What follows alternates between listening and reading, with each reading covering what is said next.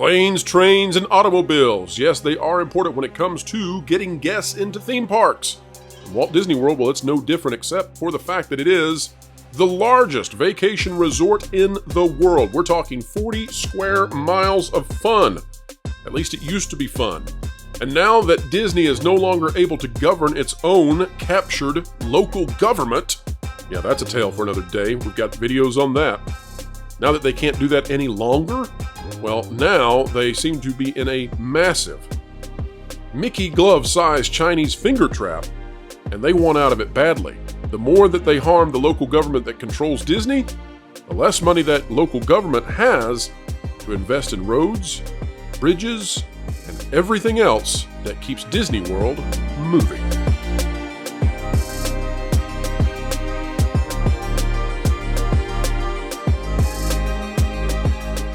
It's a joy, as always, folks, that you are joining us. Welcome aboard, welcome one and all, ladies and gentlemen.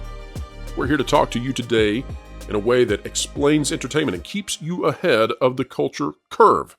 This time, we are looking at the unique situation where the Walt Disney World Resort, under the direction of the Disney Company, is taking action repeatedly against the new local government that controls all of the infrastructure and government activities surrounding Walt Disney World.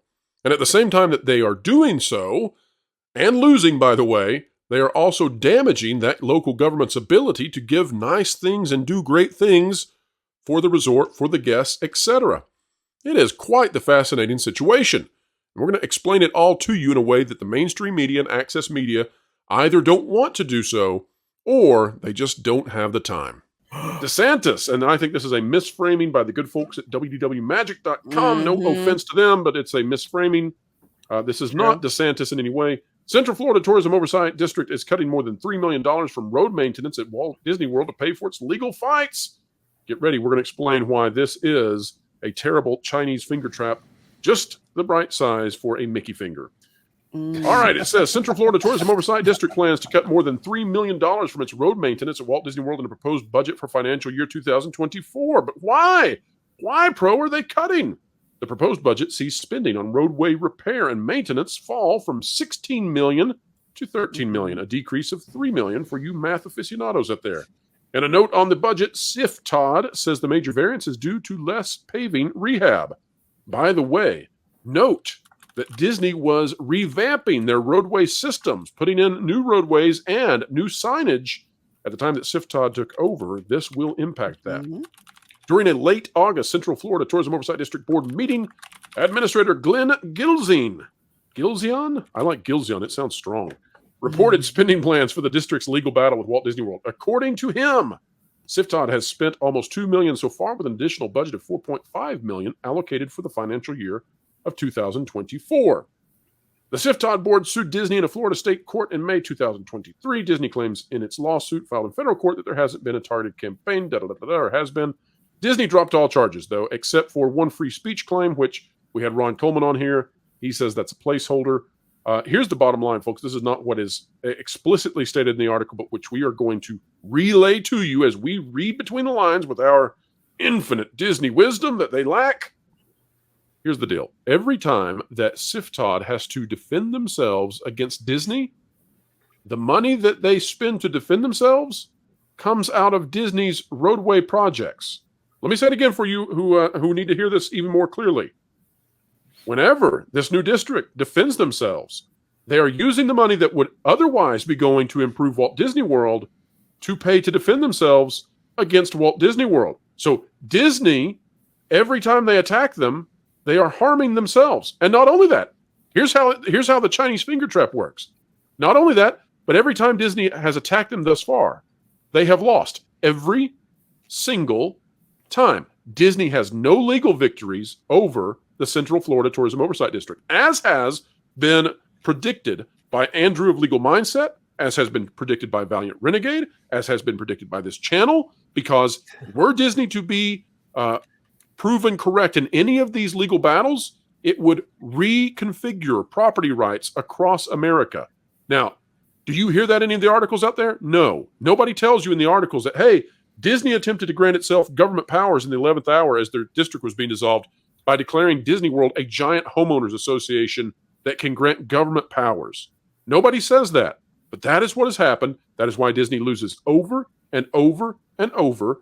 Disney got caught with its Mickey glove in the cookie jar because they were running and controlling a local government, the Reedy Creek Improvement District. Now the books are open, and Disney has dropped everything. Every allegation Disney had is now dropped, except for a single free-floating First Amendment claim that they can drop whenever they want to.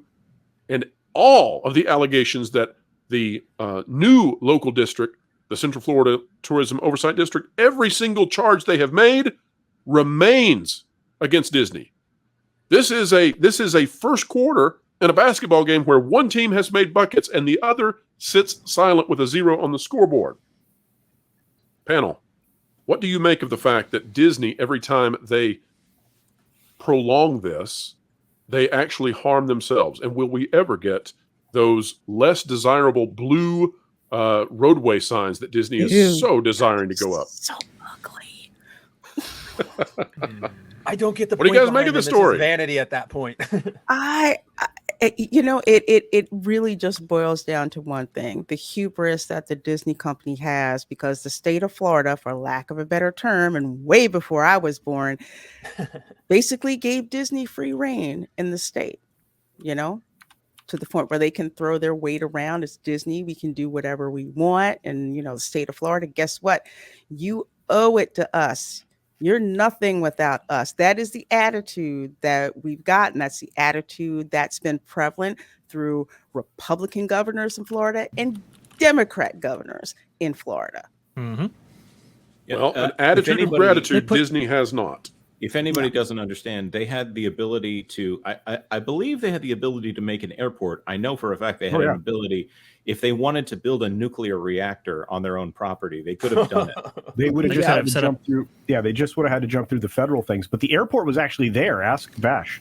They had an airport at Disney right by Magic Kingdom. Up and ready. Yeah. Mm-hmm. Yeah. They did have an airstrip, and also too they had the ability to set up their own courts with their own judges, with their own law enforcement. They had all of these abilities, and it was it was a stunning revelation to a lot of people having looked into this more deeply. But it did create complications over the years, and I've said before, and I'll say again, I think this is the best thing that could have happened to the Walt Disney Company to have this severed from them, because honestly, no company or corporation can be trusted with this much power. I've even heard it relayed to me, like, what if Walt Disney Company was bought up by some Chinese firm, and now you have that power being vested with them? You see how this gets bad here. Let me add how just this one more actually power materializes is to very this. interesting. Go ahead, Jonas. Let me just add one more power. The power of eminent domain. Yes. They have the ability to seize other people's property within the district for the good of the district. And just emphasizing again, if the Chinese government had that much power in the state of Florida. Wow. So let's imagine something for a moment. Imagine that you had a Vatican City, essentially in Central Florida, under your control as a company. And imagine for a moment that this Vatican City that you owned, that you kind of had it under less than forthright means. In other words, you made an agreement way back long ago, and you kind of fudged the numbers and you fudged the way the system works. And then let's say that on top of all of that, that you had that advantage over every other competitor in the world, to the point that you were the biggest and baddest vacation destination on the planet for decades. And you said to yourself, I would like to be CEO again. I am not CEO. I want my shower back. My 12 showers in my homes, they're not good enough. I want my office shower, darn it. And you waged a war that cost your company over the next 100 years, probably $1 trillion. No joke. $1 trillion, because you brought sunshine to the fact that you all were doing that in the Sunshine State, and caused everybody to scrutinize that suddenly, and thereby your company jumped into an argument about when to teach 4-year-olds about bedroom issues, and it cost you $1 trillion. The mouse messiah, Bob Iger, is not. Well, so like my thoughts, I want to point out a comment from Terry Not a Tiger down in the chat. He referenced I think it's like the first or second episode of Star Trek Picard where the Admiral just says, why did Picard, what did Picard do to lead to all the androids getting into war, blah, blah, blah. It was his sheer effing hubris. And that's honestly what it is here in Disney throughout. It's a through line through everything we've been talking about. Absolutely. Through Reedy Creek, through their productions, through their strike negotiations. They are unable to, for 1 minute, go, my bad. They cannot take an L. They have to be right. And anytime they do something, again, because they have to be right, they can never be seen going back. So it's always doubling down. It's always tripling down. And it hurts them. I was saying before the stream when Pro mentioned the thing or the story, it's like an Ouroboros. They're just going to keep eating themselves. The more they refuse to say, okay, we're sorry, let's take a step back and re-strategize, the more they quadruple down, the worse it's going to get for them. Well, honestly, Spencer, that's what they did for years in Florida. Years in Florida, they were pushing everybody around. So they see this thing come up with the Parental Rights and Education Bill. Like, well, we're going to have our way with this as well. We're going to, be able to do whatever we want to. And surprisingly, that didn't happen in this time. But for every previous time, they got exactly what they wanted. Interestingly, now the snake is eating its own tail with these legal fights within themselves. It's a very interesting thing. Culture, I think you were going to say something though. Oh no, I'm flabbergasted. I mean, but I'm at the same time I'm not surprised. Just like you, Vash. It's just all it took was one turn of the political pendulum to swing power in the state, and it changed the outcome of everything for Disney going forward. And I think surprisingly, people don't like to be told when their 4-year-olds are going to be taught about bedroom issues. I am shocked, and they don't like it to be told to them by a children's entertainment company that is supposed to babysit them with the sweet, sweet machinations of Bluey. By the way, on the precipice, and Lorena, I think you have a video coming up here for that Park Place, which, by the way, everybody should go ahead and subscribe and to watch that, because I think that's going to be a really great one. But this is on the precipice of their biggest rival in Florida, not only creating a new park, but saying at this Bank of America Securities Conference, saying, our park, our ambitions are to take what we consider a 3-day resort and make it a week. So this is going on. As Pro mentioned before, for years, Disney has had this unbridled advantage, right? That made them the biggest, baddest place. And now you have Universal really stepping up their game at a time when Disney's being taken down a peg, not just with their attractions and their travel industry in general, but also their sweetheart deal that they were given back in the 60s. That's right.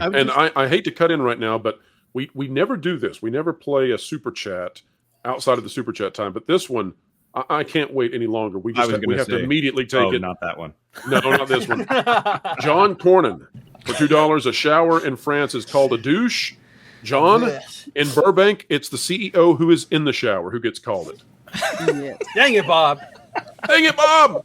Folks, fill that chat. Please fill it with shower heads, Bobs, and dang it, Bobs. We would love it. If you can find the hippo. I thought you were going to point out that Changer of Ways, who did a $5 super chat, said a nuclear plant could actually work since they now own The Simpsons. They could have built a real Springfield. Lost opportunity. They could have sold the Springfield experience. Like, hey, come work for us. Pay us money to work for us. Like you're a real Simpsons employee. Oh, Smithers, did you hear that? We're going to get to release the hounds in Disney now. because the Pixie Dusters will. Oh, Marge! I've got to go to Disney World, and I don't even get to have a balloon. I thought he was going to sing See My Vest. Yeah, see my I don't know. Spencer, if people were acting like See Homer. See my vest, made from real gorilla chest. Like my loafers made from gophers. Gophers. I can tell you all here are a bunch of slackabouts, and I like it just fine. Yeah, my favorite line from The Simpsons, I can't repeat. Because the Pixie Dusters would never forgive us. We do need to point out, of course, that Universal Studios currently has the rights to The Simpsons, and it's a lovely little terrace they have over there. Oh, yes. It's a cool little area, yeah. Mm-hmm. And I wonder all we get is Tomorrowland Terrace. Darn it.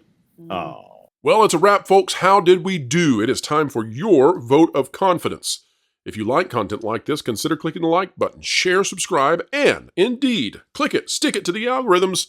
It is the notification bell. Look how cute it is. You just want to click it. Folks, we hope you enjoyed this. Drop a comment down below and let us know your thoughts. Did we do well? Did we do poorly? Where did we get things wrong? This is an opportunity for you to reach out to us, and yes, we actually do read and respond. We care about your thoughts. If you want more content like this, we do the Pro Show every Thursday, 5 to 7 p.m. Eastern Time. You're welcome to join in live. We leave these things up Thursday, Friday, Saturday, and Sunday. Then they go into the WDW Pro Vault, where members are able to access them forevermore. And folks, don't forget, content is coming every single day, 10:30 a.m. Eastern Time, 3:30 p.m. Eastern Time, right here on the WDW Pro channel. And we will see you very soon. Wherever you are, whatever you're doing, keep learning, keep growing, keep having fun.